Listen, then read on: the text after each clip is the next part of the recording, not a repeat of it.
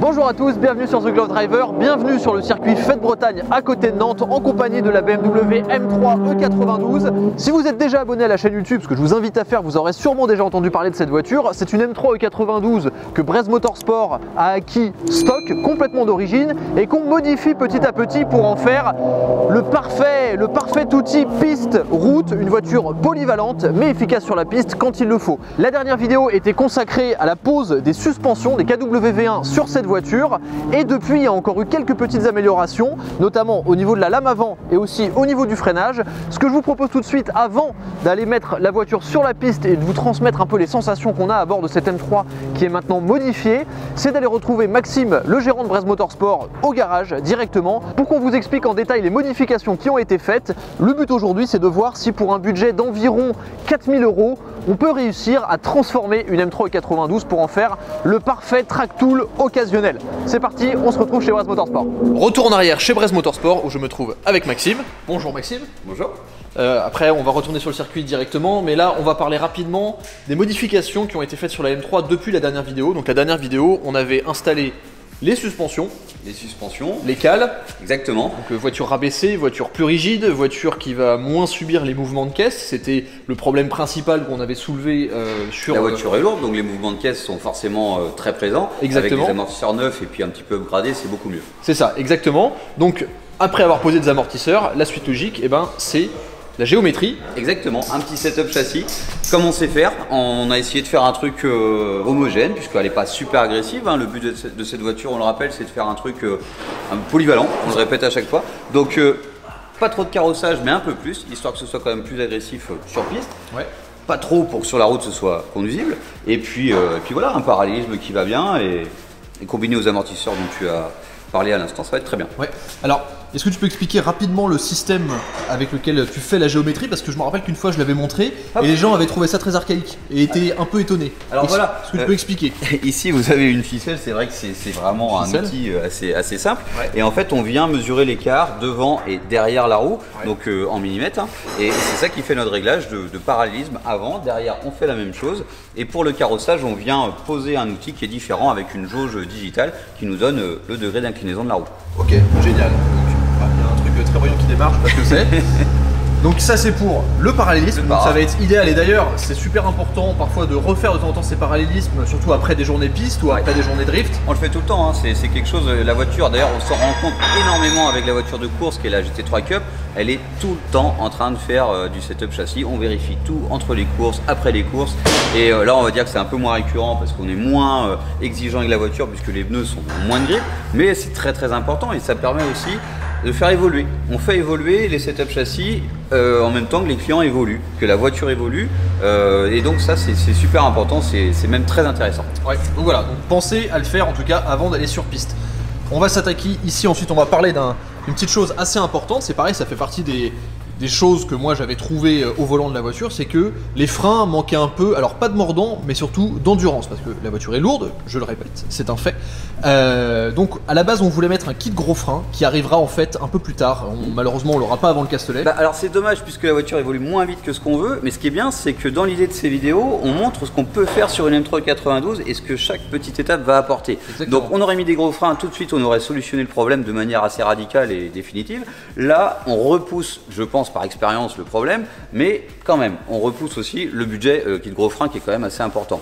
Donc on a posé des plaquettes Ferodo DS 2500, la base, mais pour rouler sur la route ça fera pas de bruit, ça va forcément apporter quelque chose en termes de mordant, tu l'as dit, et d'endurance également, du Ritavia et liquide de haute température, le basique qui va bien. Donc on a limité le budget mais on a quand même upgradé la voiture. Parlons de budget, un petit setup frein comme ça sur cette voiture ça coûte combien?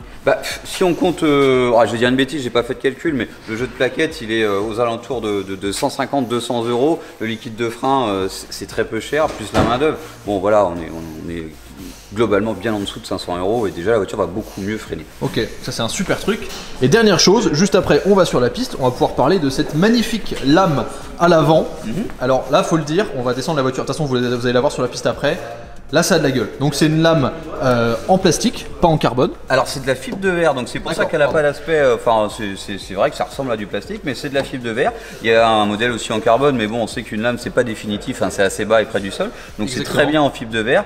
Et cette lame est ajustable, elle est réglable, puisque le splitter en bas coulisse. C'est ça, donc on peut en fonction du mode, on va dire mode route ou alors mode track, on peut faire tirer la lame. Là, elle est sortie au maximum. Là, elle est sortie au max, c'est ça. Donc on peut voir en dessous les petits crochets, il suffit de la reculer ou de l'avancer. Ça donne un look bien sympa à la voiture. Un look, et je trouve que c'est celle qui correspond, je pense, le mieux à la voiture, puisque c'est une réplique de la M3 92 GTS, la fameuse GT3 orange, GTS orange.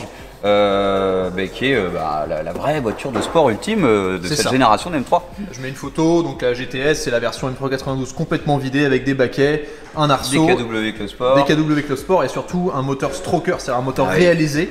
Celui-ci d'origine c'est un V8 4 litres. Là, c'est un V8 4 litres 4 dans la GTS avec 450 chevaux. Pour l'histoire du véhicule, c'est fou. Ouais, c'est vraiment très particulier comme prépa parce que c'est un Atmo, donc ils ont essayé d'aller sortir le plus de chevaux possible. Et elle avait cette lame. Et elle avait cette lame. Et il y avait aussi un aileron GTS. Un petit aileron, voilà. Et donc, forcément, c'est esthétique, ça me plaît beaucoup. Avant, elle avait des splitters que j'aimais pas trop. Non, moi les non plus. goûts et les couleurs, ça dépend des gens. Il y en a qui aimaient bien. Mais c'est surtout que ça apporte de l'aéro.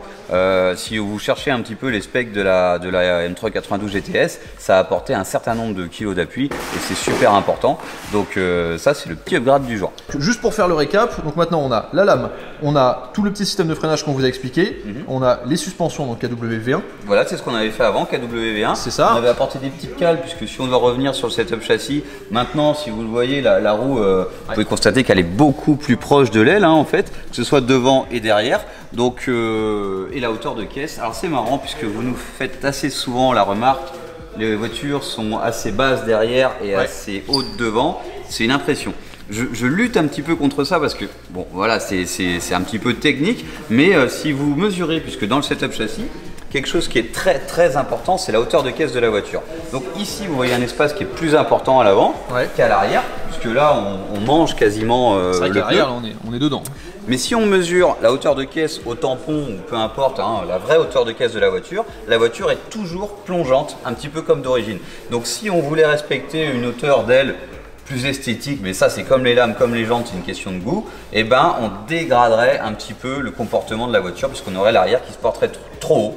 Et donc en freinage et tout, c'est pas bon. Donc en freinage ou longs appuis, on aura un arrière qui se balade. C'est pas forcément ce qu'on veut. Donc ça fait partie du setup châssis. Donc on a parlé des cales, on a changé les pneus. Bien sûr. Le fameux PS4S. Michelin PS4S qui sont des excellents pneus pour tout faire. Voilà, exactement, merveilleux pneus. Devant, on va finir les vieux Super Sport. Donc du coup, on ne sera pas encore optimal pour cette sortie de Fête Bretagne, mais ça va venir. Et puis l'idée, c'est toujours de contenir le budget. Donc on finit les pneus avant de les changer quand même. C'est ça. Et pour terminer, on a évidemment le silencieux arrière Super Sprint qui fait un super son, bien métallique comme on aime.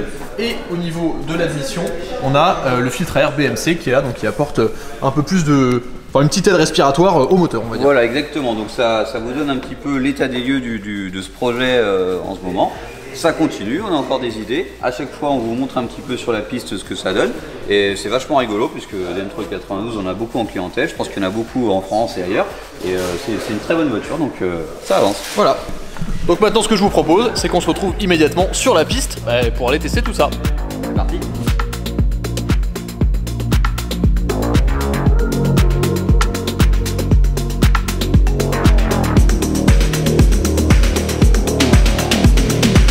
Nous voilà partis sur piste au volant de la M3 92 qui maintenant, vous l'avez vu, chez Bresse Motorsport, a son setup à peu près complet. En tout cas, c'est une première étape intéressante, je trouve, du setup et ça va vraiment être le fil directeur de la vidéo d'aujourd'hui. Ça va être de voir ce qu'on peut avoir en termes d'optimisation de performance tout en gardant une certaine polyvalence pour un budget d'environ 4000 €. Ce que je vous propose dans un premier temps, c'est que je vais me taire afin que vous puissiez regarder pendant un tour le comportement de la voiture. La piste est en train de sécher, ça commence à être pas mal en termes de grip. On a des pneus Pilote Super Sport à l'avant qui ont encore un peu de grip. À l'arrière, on a du Michelin PS4S qui sont neufs, donc plus de problème de pneus, ça c'est parfait. Et ensuite, dès qu'on va arriver là sur la ligne droite, je vais me taire, je vais vous faire un tour rapide, dynamique. J'ai tout déconnecté, je suis en mode attaque maximale avec la boîte en séquentiel grâce aux palettes au volant. Allez, je me tais, je vous laisse regarder, c'est parti.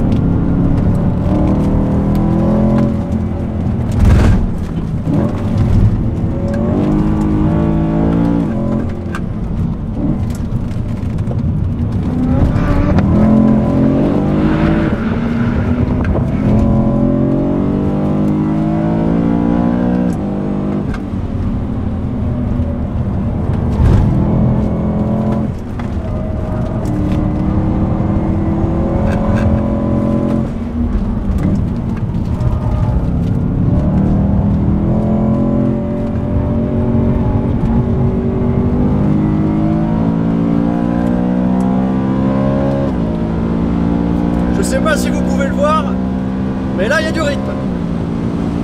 Là c'est vraiment pas mal. Allez, 230, frein, le mordant, il n'y a rien à dire. On n'est pas très loin du mordant d'origine, mais il y a plus d'endurance, ça c'est une certitude. Et là où on fait vraiment la différence, c'est au niveau des suspensions. La voiture est bien plus incisive en entrée. On peut la placer sur les freins, c'est fantastique. D'origine, le châssis de la M3 de toute façon est très bon. Hein. Ça, il n'y a vraiment rien à dire là-dessus.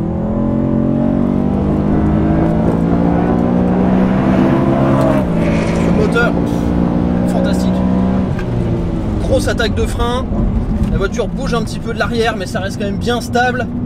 Voilà, elle est bien incisive en entrée.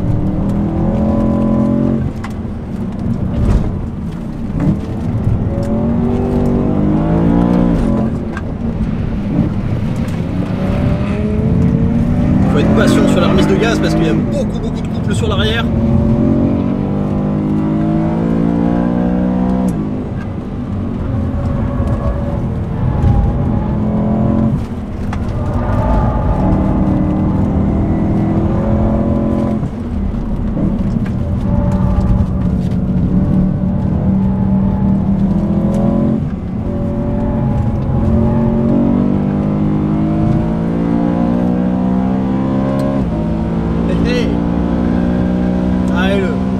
La différence de comportement avec les suspensions là, c'est le jour et la nuit. Alors évidemment, je freinais un peu plus tôt, il y a du monde là.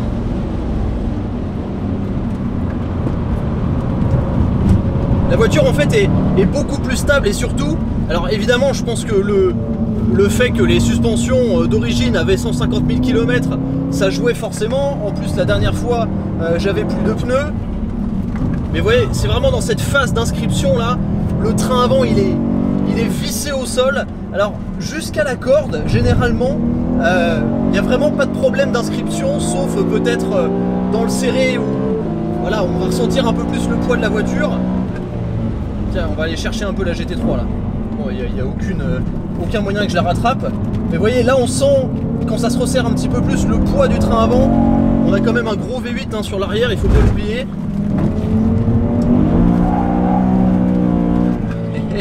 Et on a aussi beaucoup de puissance évidemment. Ça laisse quelques traces de gomme parfois. Puis j'ai plus d'essence, bon ça c'est pas étonnant. Et vraiment la différence c'est le jour et la nuit. Je pense que ça se voit vraiment si vous comparez à la vidéo précédente. Sur la façon dont j'emmène la voiture, j'ai beaucoup plus de confiance dans le comportement de la voiture. Même dans le comportement des freins. Voilà.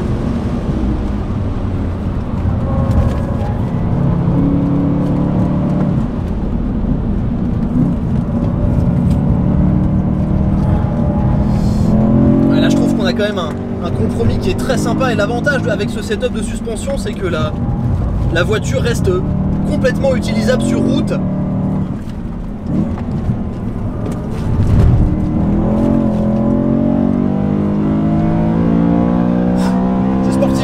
C'est sportif, il faut être engagé pour la mener la voiture. Ah, on a une pédale qui s'allonge un petit peu là quand même. C'est vrai que là j'y suis allé fort pour le coup. Alors je chronomètre pas, mais je pense qu'il y a potentiellement la vidéo qui peut aider à avoir le temps.